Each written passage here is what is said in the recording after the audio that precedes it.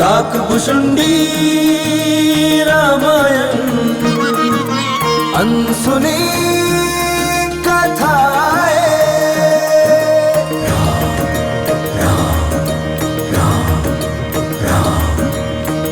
मंगल पावन सरस सुहावन काकभुशुंडी की रामायण। दुविधा शंका दोष मिटाती मर्यादा का पाठ पढ़ाती। राम रघुपति राम राघव राम राजा राम। राम रघुपति राम राघव राम राजा राम। जय श्री राम जय श्री राम जय श्री राम जय श्री राम जय श्री राम जय श्री राम जय श्री राम जय श्री राम। ये दैत्य कुल के स्त्री पुरुष हैं। वहाँ के राजा ब्रजनाभ ने अपने राज्य से इनको निष्कासित कर दिया है। अब हम कहाँ जाएं? किसका आश्रय लें? इतना दुस्साहस। नाना श्री, हमारा त्रिलोक विजयी अभियान अब नागद्वीप से ही आरंभ होगा।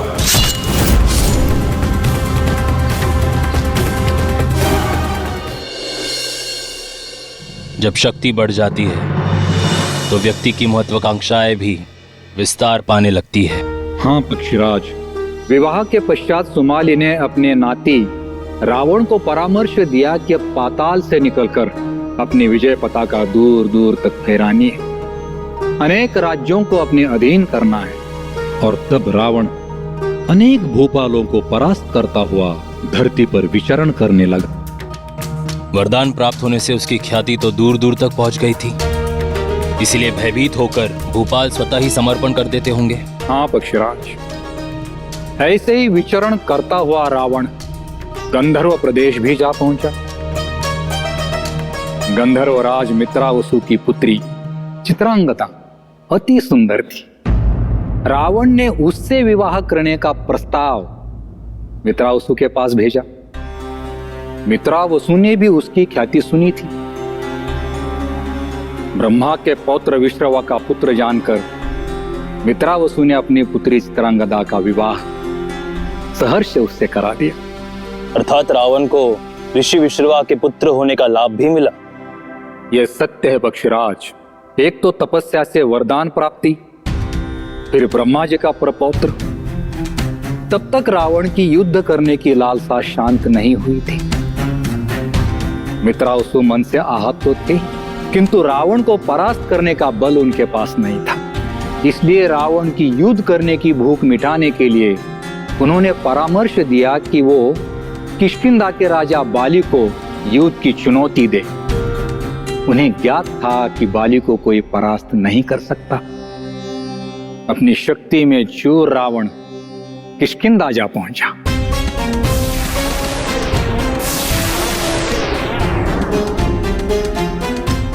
रुकिए, वहां मत जाइए।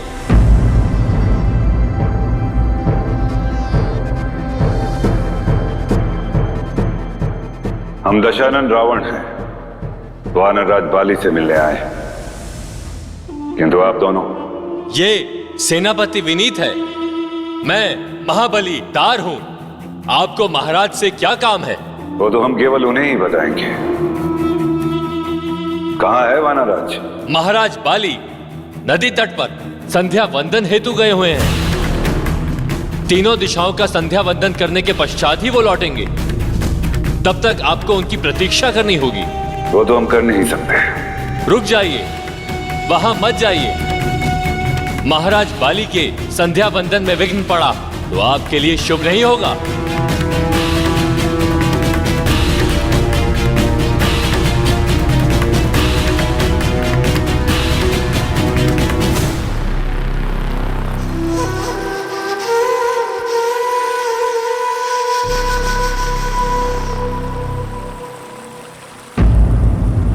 वानरराज बाली, मैं दशानन आपको युद्ध के लिए चुनौती देता हूं। युद्धम देहिमम। दशानन, मुझे तुमसे युद्ध करने में कोई रुचि नहीं है। क्यों? भयभीत हो रहे हो क्या? बाली कभी किसी से भयभीत नहीं होता, किंतु मेरे संध्या वंदन का समय हो रहा है और मुझे तीनों दिशाओं में जाना है। संध्या वंदन के लिए बाद में चले जाना। सर्वप्रथम हमसे युद्ध करो। यदि परास्त हुए तो हमारी अधीनता स्वीकार करनी होगी तुम्हें।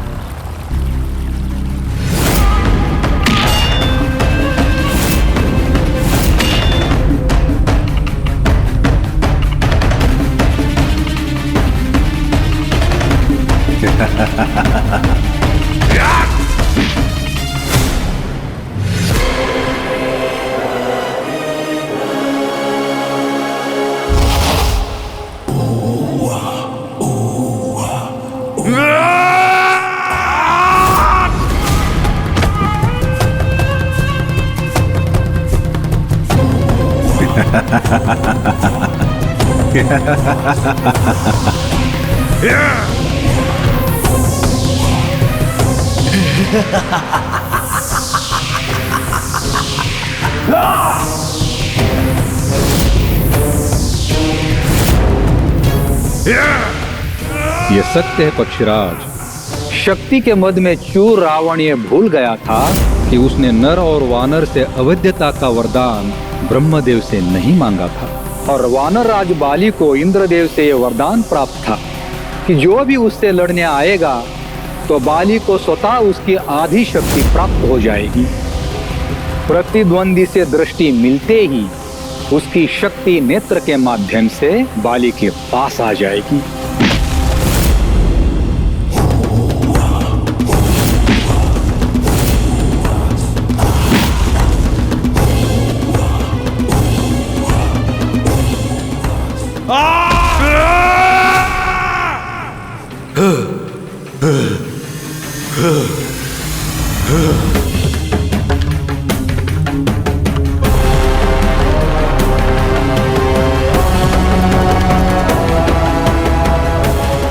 इसी प्रकार बाली को रावण की आधी शक्ति प्राप्त हो गई और रावण को बाली से क्षमा याचना करनी पड़ी। राजनीति का नियम है कि अपनी शक्ति से अपने से शक्तिशाली पर विजय ना पा सको तो उसे अपना मित्र बना लो। वही रावण ने किया।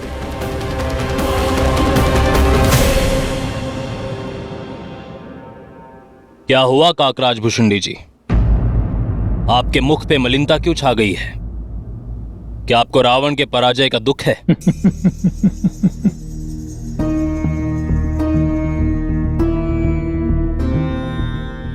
अत्याचारी की पराजय से दुख नहीं, प्रसन्नता होती है पक्षीराज।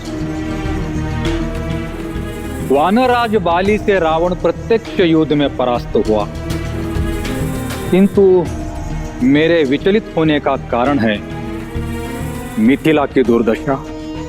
वहां रावण ने प्रत्यक्ष चुनौती ना देकर छुपकर वार किया। छिपकर वार किया अर्थात?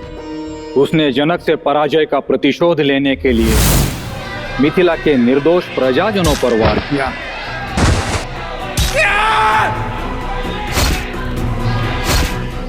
रात्रि के अंधकार में छुपकर ऋषियों द्वारा शापित रक्त कलश को गाड़ दिया। ऋषियों के श्राप के कारण मिथिला क्षेत्र में अकाल पड़ गया, जल स्रोत सूख गए, वनस्पति और वृक्ष आदि के नष्ट होने से पशु पक्षी मरने लगे, जल के अभाव से धरती सूखकर फट गई, प्रजाजनों में हाहाकार मच गया। मिथिला के रहवासियों को अकारण इस भयानक आपदा का सामना करना पड़ा। छिपकर वार करना तो कायरता है, नीचता है। काका, जिसका कोई तो समाधान होगा। समाधान तो तब होगा जब समस्या के बारे में ज्ञात हो। यहाँ रावण ने जो दुष्कृत्य किया उसके बारे में राजा जनक को कुछ भी ज्ञात नहीं था। काकराज, कुछ दिन और ऐसे ही अकाल छाया रहा तो निर्दोष मिथिलावासियों के प्राण संकट में आ जाएंगे। धीरे धीरे मृत्यु सबको अपना ग्रास बना लेगी। मिथिलावासियों का मिथिला से पलायन तो आरंभ भी हो गया है। पक्षीराज, अपना घर, अपनी मातृभूमि छोड़कर जाना मृत्यु से भी अधिक कष्टदायी होता है, किंतु अपने प्राण बचाने के लिए ऐसा करना विवशता होती है। मिथिला नरेश जनक को भी यही चिंता सता रही थी। उन्हें लग रहा था इस भयानक आपदा से मुक्ति बिना ईश्वरीय हस्तक्षेप के नहीं हो सकती। इसलिए वो ईश्वर से, देवताओं से बार बार प्रार्थना कर रहे हैं कि इससे मुक्ति दिलाए। उनकी विवशता आप अपने नेत्रों से ही देख लीजिए।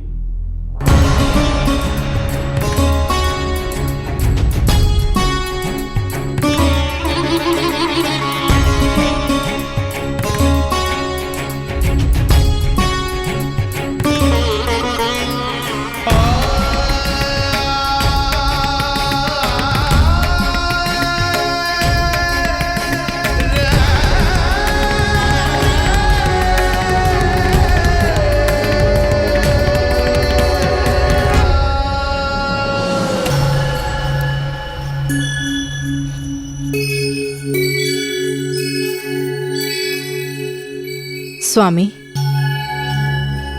शिवजी के इस दिव्य धनुष के कारण हमारे संपूर्ण संकट मिट जाते हैं, किंतु मिथिला पर इस बार जो घोर अकाल पड़ा है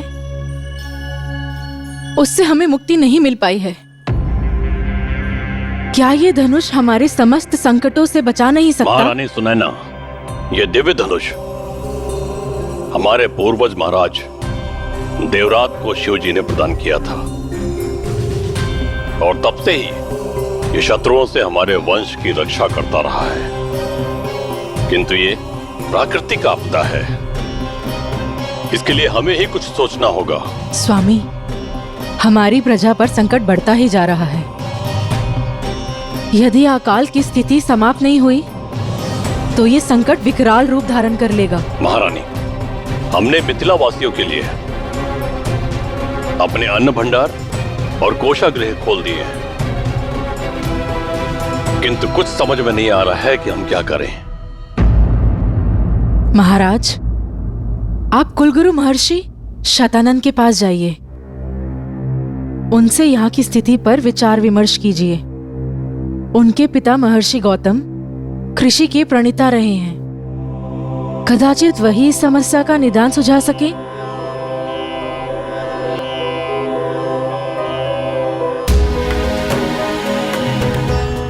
प्रणाम गुरुदेव, राजन पधार रहे हैं।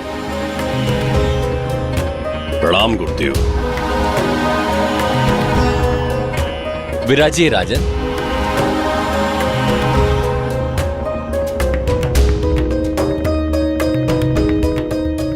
गुरुदेव, मिथिला की स्थिति आपसे छुपी नहीं है।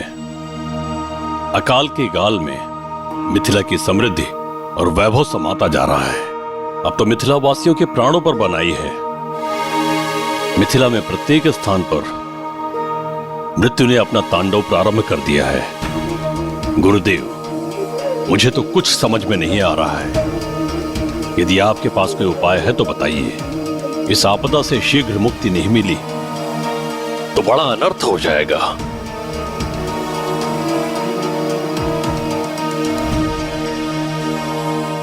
राजन,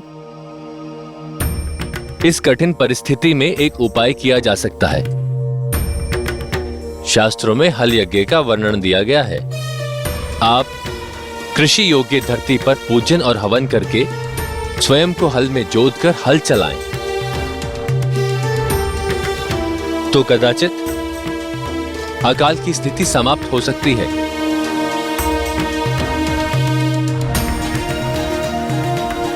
मैं शीघ्र ही यज्ञ अनुष्ठान की व्यवस्था करता हूं।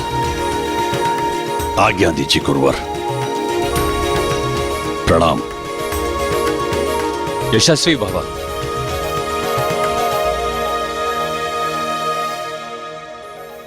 काकराज, महाराज जनक के कुलगुरु ऋषि शतानंद ने उन्हें हवन और हल यज्ञ करने का परामर्श तो दे दिया, किंतु क्या इस हवन आदि से अकाल की समस्या नष्ट हो जाएगी? पक्षीराज, यज्ञ हवन मंत्र इन सब में बड़ी शक्ति होती है। यज्ञ में पड़ने वाली मंत्र युक्त आहुतियां भविष्य के रूप में देवता ग्रहण करते हैं, जिससे उन्हें बल मिलता है, वे पुष्ट होते हैं, क्योंकि वही उनका मुख्य भोजन है, जिसे पाकर प्रसन्न होकर वर्षा आदि के द्वारा वो प्रतिफल प्रदान करते हैं।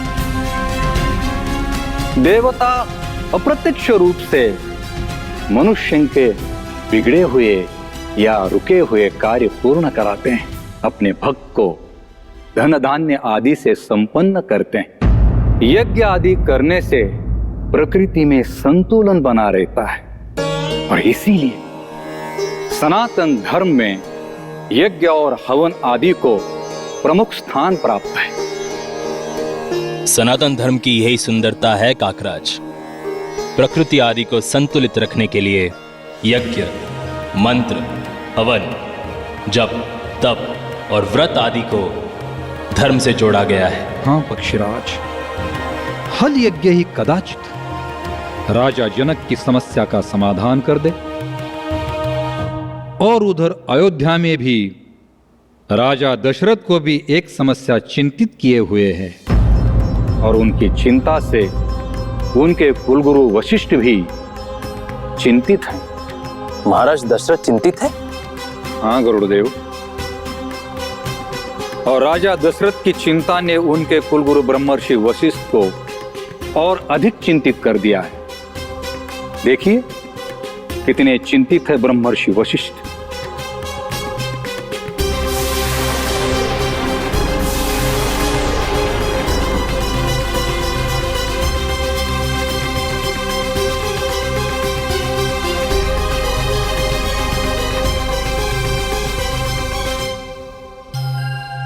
कल्याण, कुछ कहना चाहते हो राम? गुरुदेव, पिताश्री अस्वस्थ थे। हम राजकुमारों के गुरुकुल जाने की शंका ने उन्हें और अधिक विचलित कर दिया है। यदि ऐसी अवस्था में पिताश्री को छोड़कर गुरुकुल गया तो मैं स्वयं को कभी क्षमा नहीं कर पाऊंगा।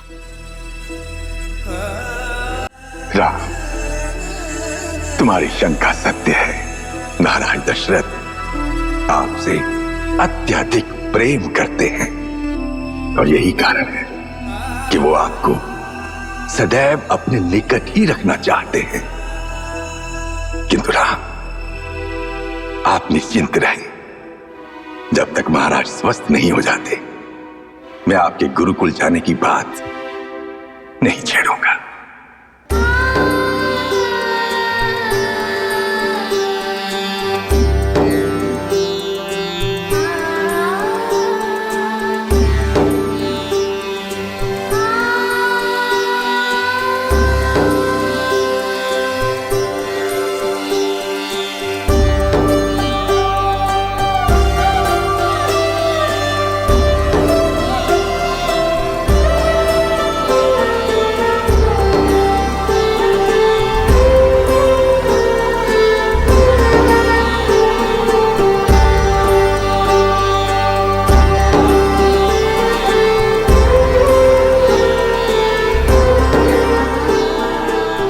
राज,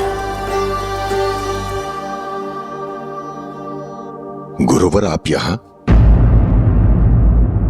आप तो आश्रम जाने वाले थे। जब मैं जाने के लिए बाहर निकला तो मुझे एक पौधा दिखाई दिया। उस पर एक बहुत ही छोटी सी कली लगी हुई थी।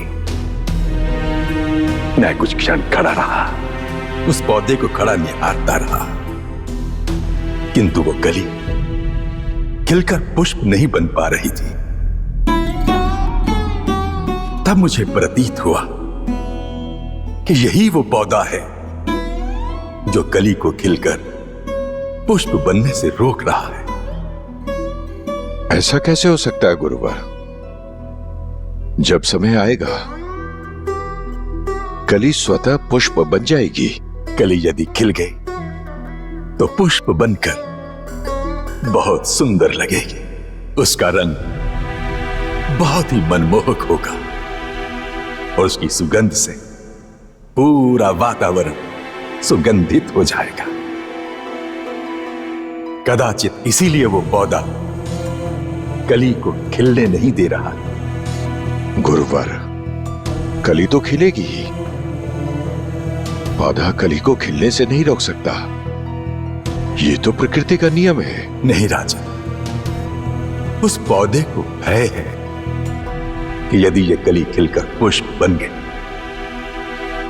तो कोई इसे तोड़ लेगा। उस कली को उस पौधे से दूर कर देगा। राम! राम! पुत्र! राम! लौटा पुत्र! लौटा पुत्र! आपका बिछोह तय नहीं कर पाएंगे ना।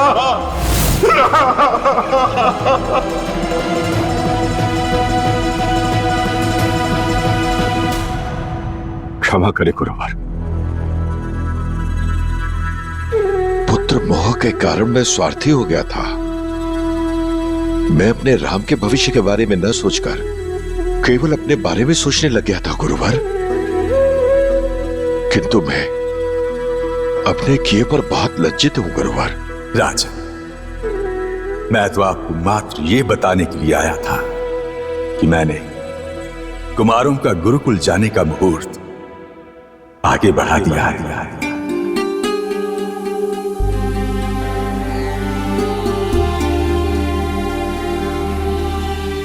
सच गुरुवर, आपने मुहूर्त आगे बढ़ा दिया। अर्थात हमारा राम अब हमसे दूर नहीं जाएगा गुरुदेव।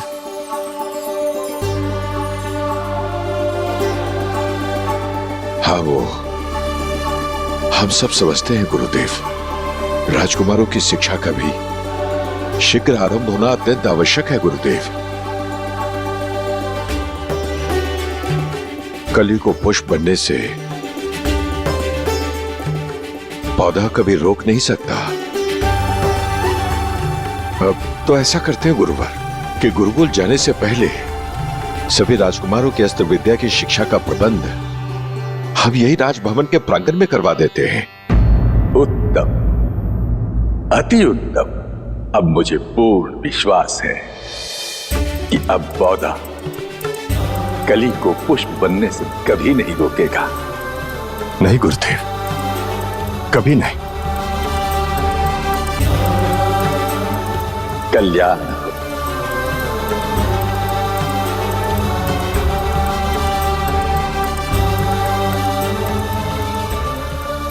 क्षमा करना राम, मेरा पुत्र मोह तुम्हारे विकास में बाधक बन रहा था। महाराज राम, सेवक भरत ने वचन भंग किया है, आप उन्हें कठोर दंड दीजिए। को ज्ञात भी है उस राम ने क्या किया है। उसने अभी से अपने कुमार भरत को दास बना लिया। कल को कहीं ऐसा ना हो जाए कि आपकी स्थिति एक दासी जैसी हो जाए और हमारा कुमार भरत एक दास बनकर रह जाए।